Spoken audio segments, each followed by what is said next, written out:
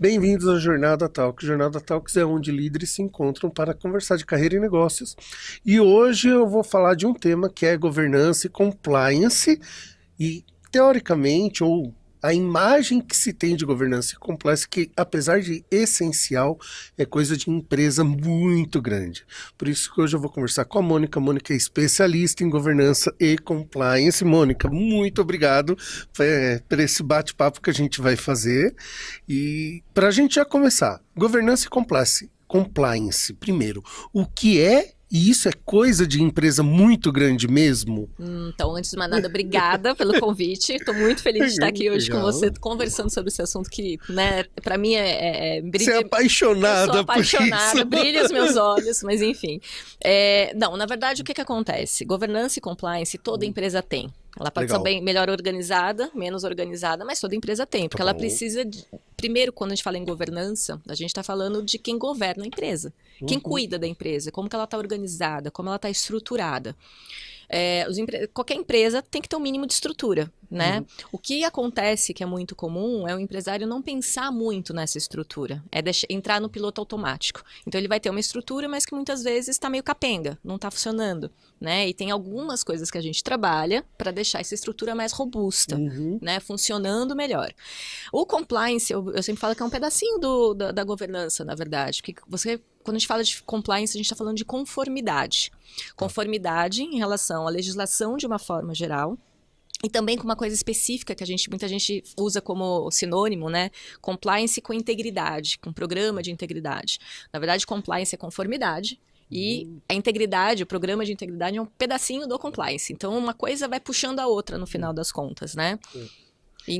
Fala, termina. Não, eu ia comentar só que essa questão que... Então, quando você pensa na governança, eu estou pensando na estrutura. E essa estrutura tem que estar em conformidade com a legislação e também com as normas internas, com como que o dono do negócio quer que as coisas aconteçam dentro da empresa. Então, quando você pensa em conformidade, eu tenho que pensar nesses dois lados, né? Tanto a legislação quanto normas internas. Talvez o compliance, eu não sei se faz sentido ou não, mas talvez o compliance... e a governança vai junto. Criou-se uma ideia de que é só empresa grande, porque, por exemplo, a primeira vez que eu ouvi falar de compliance foi em empresas americanas que estavam na bolsa, né? Então, na minha cabeça, empresa americana que está na bolsa não é pequena e talvez tenha criado esse rótulo. E assim como criou esse rótulo, comigo deve ter criado com um monte, por causa de Sarbanes e tal. Governança e compliance, dá para aplicar em empresa pequena? Como funciona? Dá e deve, porque Legal. é uma empresa bem estruturada, com boas práticas de governança, que observa a questão da conformidade, você está garantindo que essa empresa ela tenha continuidade, que ela esteja preparada para o futuro, né? Então, tem alguns elementos que a gente pode procurar usar para garantir que essa empresa tenha uma boa governança, tenha boas práticas de governança, né?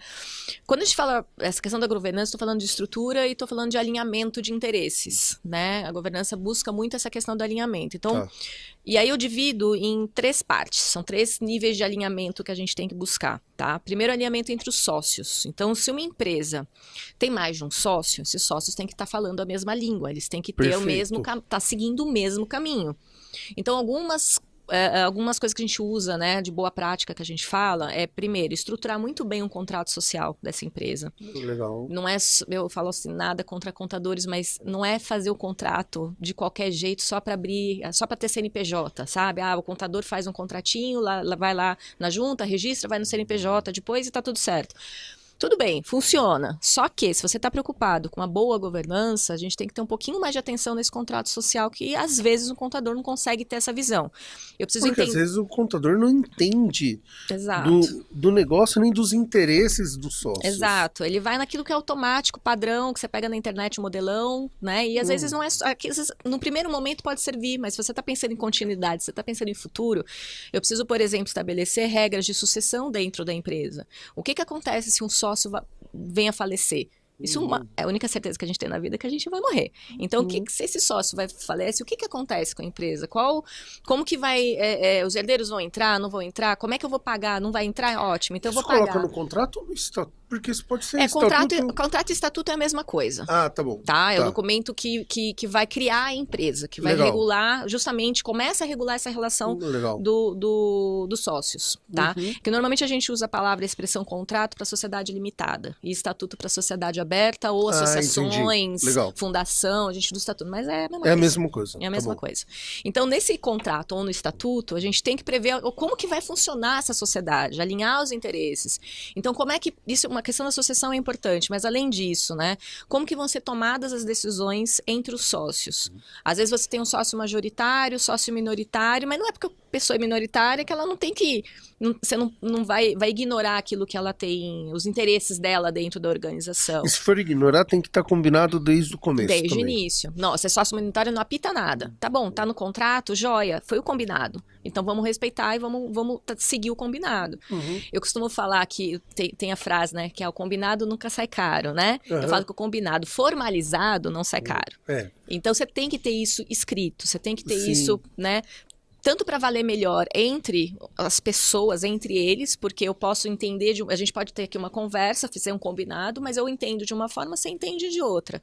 Daqui 10 anos, será que a gente vai ter o mesmo entendimento? Será que a gente vai estar no mesmo alinhamento? Se tiver escrito, não é mais fácil? E também pode mudar de interesse, né? Porque a gente pode começar de um negócio e no decorrer você ir um pouco mais para um lado e um pouco mais para o outro, e uma vez que tem o contrato, estatuto, enfim, é uma maneira de você, vamos olhar o que nós combinamos, porque se quiser alterar, não tem problema, mas aí a gente faz um novo acordo. É perfeito, é isso. E ele evita uma série de problemas no futuro, né? De mudar de ideia, a pessoa falecer, quero vender a empresa, que tal? O que fala no contrato, as condições para você vender a tua participação na empresa, por exemplo, você quer sair, né?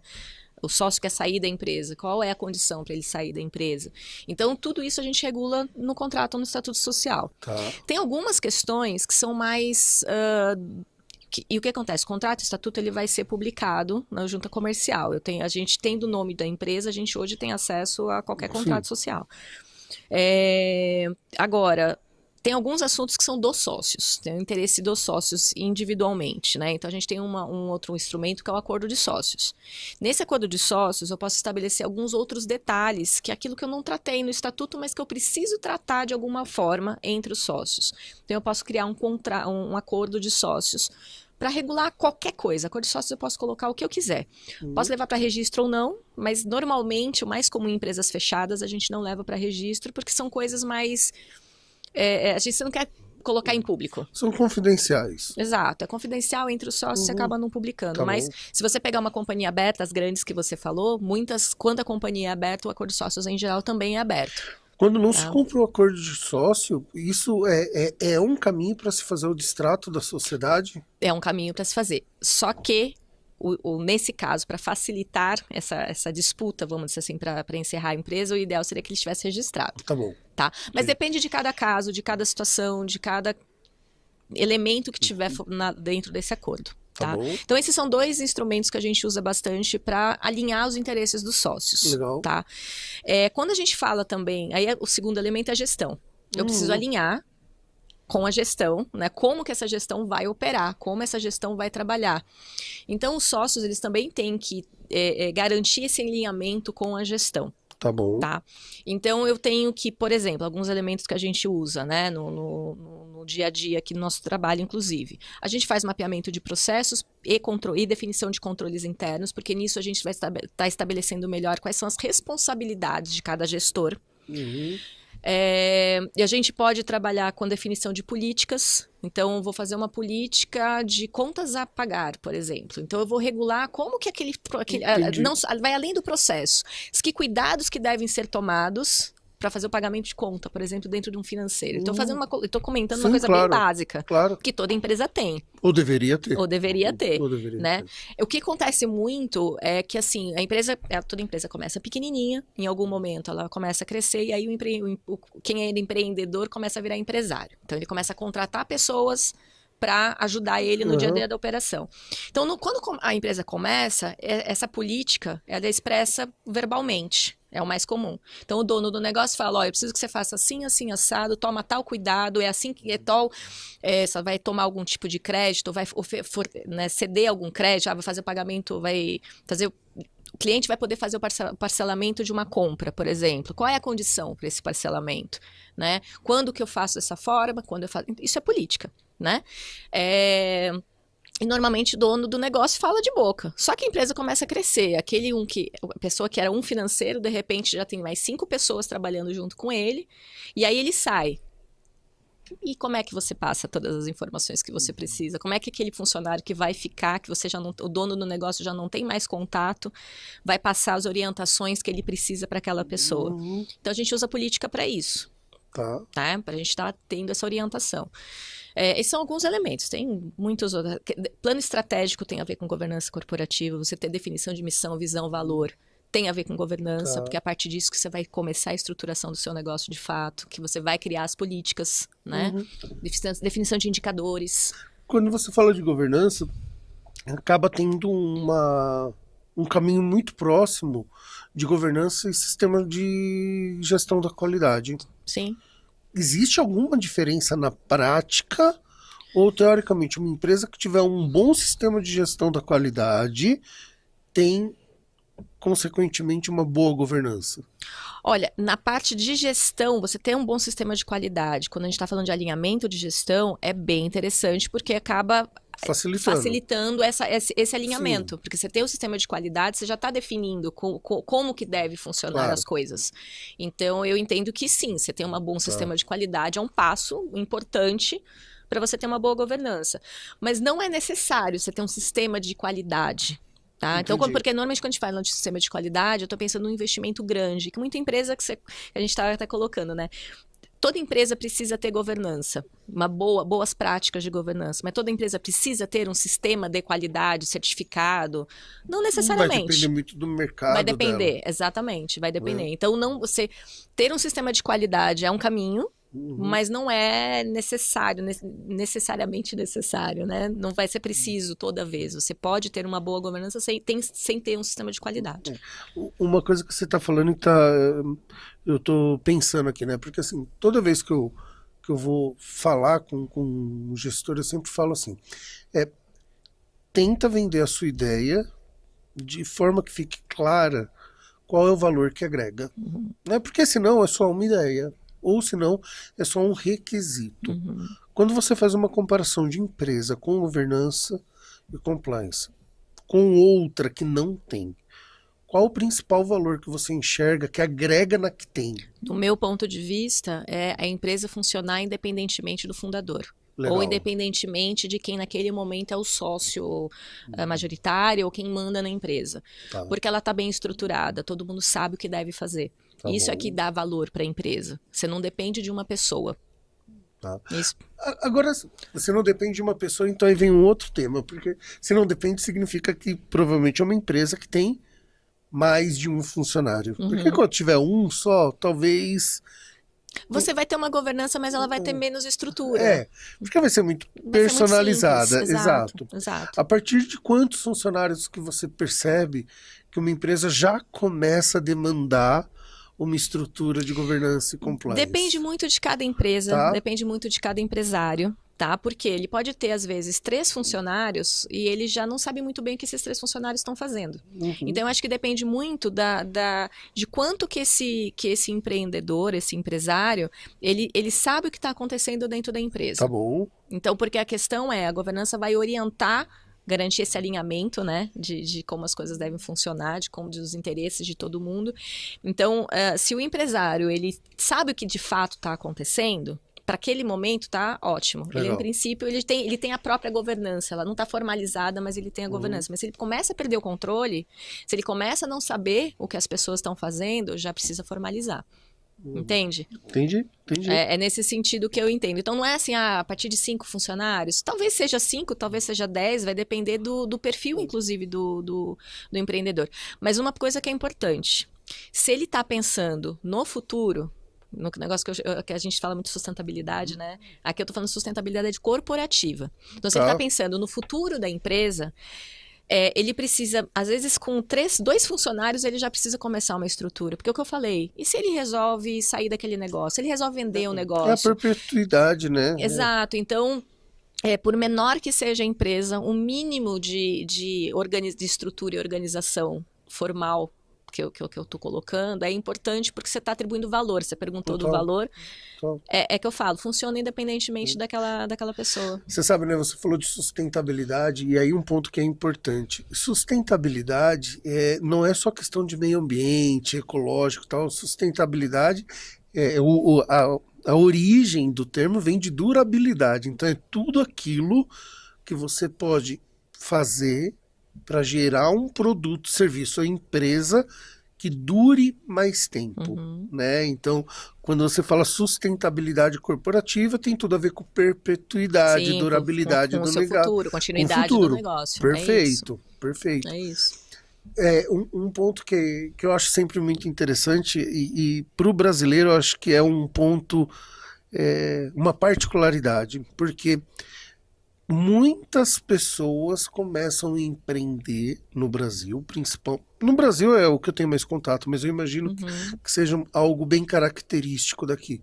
Muito mais por necessidade do que por oportunidade, né? Então é o cara que, sei lá, trabalhou a vida inteira, foi mandado embora, pega o fundo e abre um negócio. Ou a pessoa que o mundo corporativo não está mais alinhado com missão e aí ele começa a abrir o negócio dele. Então assim, dificilmente, e por isso até, né, que o empresário brasileiro ele é muito informal, porque muitas vezes ele vem do hobby para transformar isso num negócio e tem até um conhecimento técnico, mas não faz a menor ideia de gestão. Exato. Né? Exato. E aí eu vejo, mesmo para empresários super iniciantes, com uma estrutura às vezes de uma pessoa, no mínimo ter uma consultoria, um ponto de apoio para poder ajudar, inclusive estruturar como negócio. E não ele precisa pensar aquilo como negócio. Como negócio. Ele tem que pensar como negócio. E o negócio não é só entregar aquilo que ele está propondo. Exato. Não é só isso. Exato. Ele tem que ver como ele vai fazer a entrega, né? De que forma, se está valendo a pena, valores, né? Ele precisa ter outras coisas para garantir que aquilo que ele quer entregar seja entregue da melhor forma possível, não só para o cliente, mas para ele mesmo. Para ele mesmo, total. Eu conversei... acho que faz uma ou 2 semanas com o Thiago, e foi bem bacana, né, a história dele, porque ele começou com o hobby de fazer cerveja e aí ele abriu uma cervejaria. Só tem muitos casos, conheço vários casos. E aí ele até brinca que ele descobriu que transformar hobby em negócio não é tão fácil, dá muito trabalho. Dá muito trabalho, porque ele começou a ter que olhar fluxo de caixa, custo, não sei o que, né? E por outro lado, até desmotiva às vezes, porque no hobby ele faz essencialmente aquilo que ele é apaixonado e quando vai para o negócio tem muito a parte de gestão que às vezes a pessoa não tem nem experiência. Sim, né? sim. Essa parte de apoio, né? Ela existe. Como assim? É possível. A gente estava até conversando, né, de você ser um officer da pessoa. Compliance officer, no caso, que a gente estava falando. Sim. Para governança também tem? Existe. Você pode criar... As empresas que crescem, inclusive, que estão no processo de crescimento, inclusive, que já, de repente, já estão numa estrutura um pouquinho maior, elas, inclusive, criam comitês voltados para a governança. Legal. Porque você vai pensar, vai parar para pensar a estrutura. Né, de governança. E aí você pode sim ter um consultor, você pode ter uma pessoa que vai orientar o trabalho deste comitê, porque o comitê em si, você vai pegar uma pessoa do RH, você vai pegar uma pessoa do financeiro, mas será que elas conhecem? Será que elas vão dar o melhor... vão ter que aprender para poder operar um comitê de governança, por exemplo. Então, o ideal é você realmente ter alguém, né, que já conhece como faz isso e entender qual que é a necessidade daquela empresa, porque cada empresa tem necessidade de um nível de governança diferente, vai adotar práticas diferentes. Então, se você é uma empresa pequena, sei lá, a gente comentei a partir de 5 funcionários, já precisa de governança, já precisa de uma estrutura bem mais formal? Precisa, mas é a mesma daquela grande? Não. Óbvio que não. Então, você você tendo alguém, né, ou você vai ter que aprender, ou se vai mais rápido você contratar alguém para fazer esse trabalho para você, junto com você. Sim. Né? Então você tem um trabalho aí de ou consultoria ou mentoria, no sentido de te orientar qual é o passo a passo para você estruturar naquele momento e quando que você vai ter que fazer revisão disso. Porque na medida que você cresce, você tem que revisar. E isso eu sinto que ainda é uma fragilidade do empresário brasileiro, né? Porque não se tem o hábito ou o costume de contratar, de ter um corpo de consultores, né? Porque para atuação, claro. E principalmente nessa área, porque o empresário ele não tem essa, o empreendedor, o empresário muitas vezes já tem, mas o empreendedor, né? Ele muitas vezes ele o que você falou, ele começou aquele negócio meio que a partir do hobby, pela necessidade, ele ainda não sabe como gerir aquele negócio, ele vai muitas vezes vai aprender levando porrada, né, na marra. Sai caro pra caramba isso. Sai muito caro, e às vezes ele fala assim, poxa, mas tem outra forma, ao invés de eu aprender na tentativa e erro, na tentativa e erro, né, levando prejuízo, contratando um consultor, um mentor, né, porque você parar para estudar, eu tenho já 20 anos estudando isso que eu estou estudando. O cara que está começando agora, ele tem outro foco, ele não vai ficar pensando em governança corporativa, então você tem um consultor, é um atalho, e que vai evitar muito problema. E só um comentário, 20 anos estudando e praticando. Estudando e praticando. Né? Então, porque isso faz uma diferença gigante, você consegue identificar, você consegue sentir o cheiro do que vai dar problema muito antes do que quem não tem essa experiência. Com certeza. A gente já viu as coisas acontecerem, né? Mas é isso, como a gente já consegue observar, né? E às vezes em meia hora de conversa, você já consegue identificar quais são os padrões, aonde que estão os problemas, por onde a gente vai começar. Às vezes não é só aquilo que inicialmente você imaginou, vai além. Mas você já consegue perceber o que tá pegando, qual é o problema principal daquele negócio, e quando você nível fala de governança assim, e conformidade, né, de compliance. E quando você fala assim, por onde começar? Deve ter desafios e um monte de pedrinha que tem que remover. Quais são os principais desafios para você implementar ou estruturar em governança e compliance uma empresa que está partindo do zero? Então, aquela que já está com problema, ela já tem seus vícios. Então, é a gente mudar esses vícios. Esse é o maior desafio. Tá. Né? Então é mudar a cultura, mudar a forma de operar. Sempre foi assim que funcionou. Mas não tá funcionando. Se estivesse funcionando, tava tudo bem. Então vamos ter que mudar. Então a gente tem algumas estratégias que a gente usa, principalmente na parte de compliance, né? Porque a governança é uma coisa mais top-down. Então é uma coisa que o empreendedor, o empresário define. E, óbvio, a gente vai ter que treinar, a gente vai ter que ter uma conscientização, mas ele é muito mais top-down. Tá bom. Mas a parte de compliance é um pouquinho diferente, porque é o dia a dia mesmo. É garantir a conformidade no negócio em relação no dia a dia. Com a vantagem que você tem uma lei por trás. Quando a gente fala da anticorrupção, por exemplo, da lei de licitação que exige um programa de integridade, né? Então você tem a legislação, racismo, problema de abuso sexual, abuso moral, tudo isso a gente trabalha no programa de integridade, né? Então você tem a lei por trás, só que mesmo assim é difícil de você trabalhar. Mas quando você fala em compliance, você também não entra na parte tributária, fiscal, essas coisas? Sim, o que acontece? Quando a gente fala de compliance, a gente tem dois caminhos. Tá. O compliance legal, vamos dizer assim, aí eu vou pensar o compliance trabalhista, compliance fiscal, compliance em contratos. Era esse que eu me referia, legal. Beleza. Aí você tem um outro compliance que a gente chama de integridade.